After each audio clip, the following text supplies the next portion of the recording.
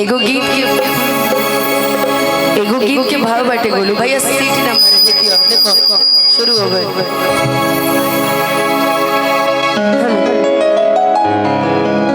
राहुल भैया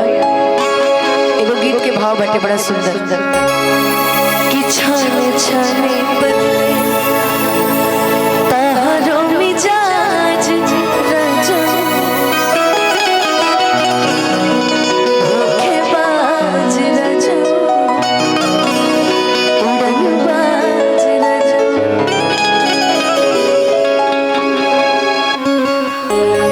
ये गीत पे बहुत सारा ऐसा गीत गायल गइल बा फास्ट में स्लो में ता सही एगो गीत जखमी भैया के लिखल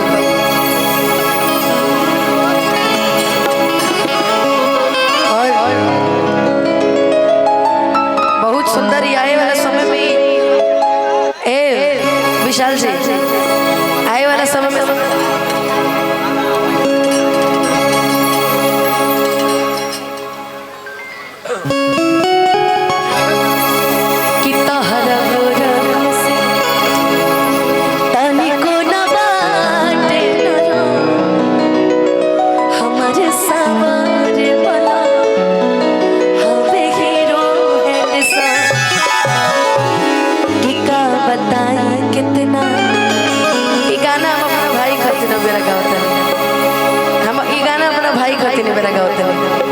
कि का बताई कितना हरिन का से खुश हमारे सवार बना हमें हीरो कह देना कि कभी इश्क करना हो तो सामने रंग से कीजिएगा, कि कभी इश्क करना हो तो सामने रंग से कीजिएगा, क्योंकि ये गोरे आजादी से पहले भी बेवफा थे, आजादी के बाद भी कहल जा रहा ना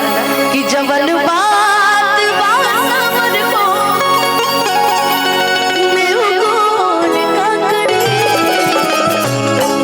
कि जवन बात बासमर को मैं गोल का करे, कि जवन को दिहियना